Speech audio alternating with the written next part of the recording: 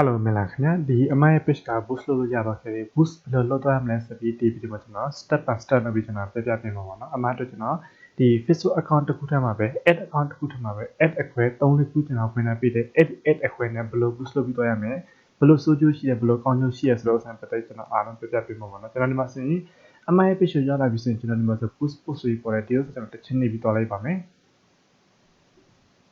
တချင်နေပြီးတော့ခါတိုင်းဆိုကျွန်တော်ဒီပုံစံနဲ့ပေါ်လာမယ်ဒီပုံစံနဲ့ပေါ်လာခဲ့ပြီဆိုကျွန်တော်ဒီအပေါ်နာလေးမှာကျွန်တော်ဒီဥစ္စာတစ်ချက် switch ဆိုတစ်ချက်နေပြီးတော့လိုက်ပါမယ်ကျွန်တော်ဒီမှာဆိုလို့ရှိရင်အမောက်စာဒီမှာဆိုရင်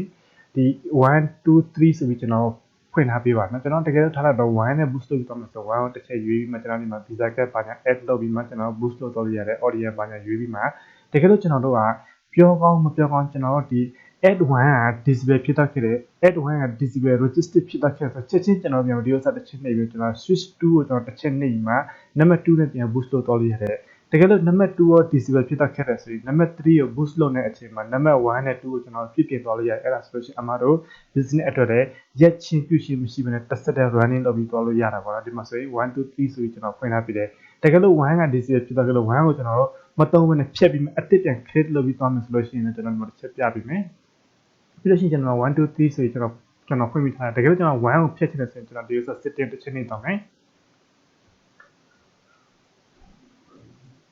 setting အနေနဲ့ကျွန်တော်ဒီမှာ1ကိုတစ်ချက်လာပြီဆိုကျွန်တော်နည်းနည်းလေးအောက်ဆွဲချပြီးမှကျွန်တော်ဒီမှာဆိုလို့ရှိရင်နော် business info ရှိဒါလေးကျွန်တော်တစ်ချက်နေပြီးသွားမယ်တစ်ချက်နေပြီးတော့ဒီမှာ permanently delete business ရှိဒီလိုဆိုကျွန်တော်တစ်ချက် delete နေပြီးမှကျွန်တော်အသစ်ပြန် create လုပ်ပြီးတော့လို့ရတာပေါ့နော်အသစ်ပြန်မှဘယ်လို create လုပ်ပြီးသွားရမလဲဆိုကျွန်တော်ဒီမှာတစ်ချက်ပြပြလိုက်ပါမယ်ကျွန်တော်ဒီမှာဆိုရင် add တော့ကျွန်တော် link ကျွန်တော်တစ်ခါလေးလုပ်ပြီးထားတာပါနော်ဒီလိုရှင်ဒီ step တစ်ခါတော့မယ် paste လုပ်ပြီးသွားမယ် paste လုပ်ပြီးတော့ဆိုကျွန်တော်ဒီမှာဆို create view တစ်ချက်နေပြီးမှကျွန်တော်ဒီမှာဆိုရင်နာမည်တစ်ချက်ပြန်ထည့်မယ် copy ကူးမယ်ကျွန်တော်ဒီမှာ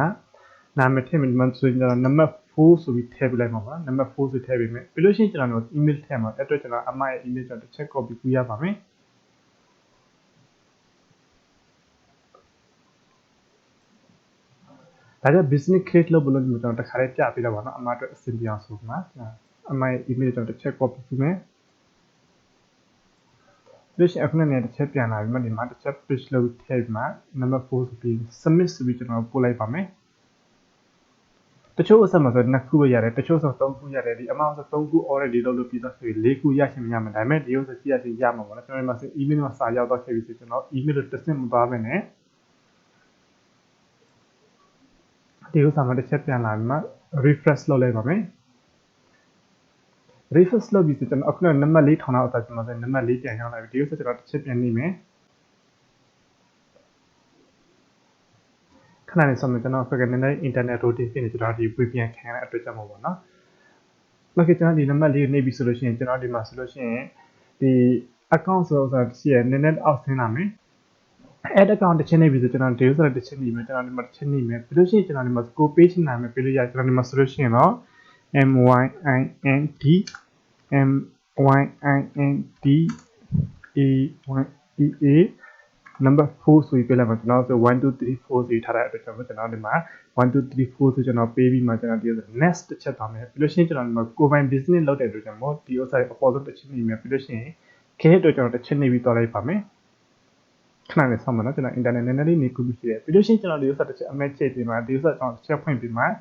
asset တစ်ချက်နေမယ်ပြီးလို့ရှိရင်ကျွန်တော်တို့တခါ owner ကိုယ်တိုင်လုပ်တဲ့စီမံတော့တစ်ခါဒီမှာ add payment ဆိုကျွန်တော် visa cap ပါနေချိလို့ရတယ်ဒါမှမဟုတ်ကျွန်တော် visa cap နောက်မှချိန်လို့ဒီဥစ္စာ close ဆိုပြီးနေမှာကျွန်တော်လည်း s ဆိုကျွန်တော်ထွက်လိုက်လို့ရှိရင်ကျွန်တော်နောက်မှ visa cap add လုပ်ရတယ်အခုနောက်ပြောတဲ့အတိုင်းပဲကျွန်တော်တို့ပြန်ပြီးပြန်လာမယ်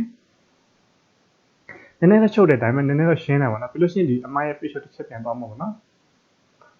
ဒီ page ကျွန်တော်တစ်ချက်သွားလိုက်မယ်ဘာဖြစ်အခုနောက်တိုင်းပဲကျွန်တော်ဒီမှာဆို boost post ပြန်နေပြီကျွန်တော်ဒီကြိုက်တဲ့ content ကျွန်တော် boost လုပ်ပြီးသွားတဲ့အခါမှာဆိုရင်ကျွန်တော်ဒီမှာဆို number 4ဆို select ဖြစ်တဲ့အတွက်ကျွန်တော်ဒီဥစ္စာတစ်ချက်ပြန်နေပြီမှာ1 2 3 4ဆိုပြီးကျွန်တော်ဒီကြိုက်တဲ့ add နဲ့ကျွန်တော် visa cap add လုပ်ပြီးကျွန်တော် boost လုပ်သွားလို့ရတယ်ပေါ့ဒီဥစ္စာဆိုအရင်အဆင်ပြေတဲ့တကယ်လို့ပြောကောင်းမပြောကောင်း add 1က disable ဖြစ်တော့ခဲ့တဲ့ဆိုရင်တော့ချက်ချင်းကျွန်တော်တို့ add 2ကိုပြောင်းမှ boost လုပ်ပြီးသွားလို့ရတယ်ပြောမစစ်ကျွန်တော်အလုပ်ကမပြတ်ဘဲနဲ့set တဲ့ running လုပ်ပြီးသွားလို့ရတယ်တကယ်လို့ add 1 disable ဖြစ်တဲ့အချိန်မှာ add 2နဲ့ boost လုပ်သွားပြီးမှ add 1ကိုကျွန်တော်ပြုပြင်လို့ရတယ်အချိန်ရတယ်ပေါ့ပြောမစစ်3 4ခုထောင်တဲ့အတွက်ကြောင့်မို့ဒီ non stop အလုပ်လုပ်သွားလို့ရတယ်ပေါ့ခင်ဗျာ okay ဒီလောက်ပါပဲခင်ဗျာတကယ်လို့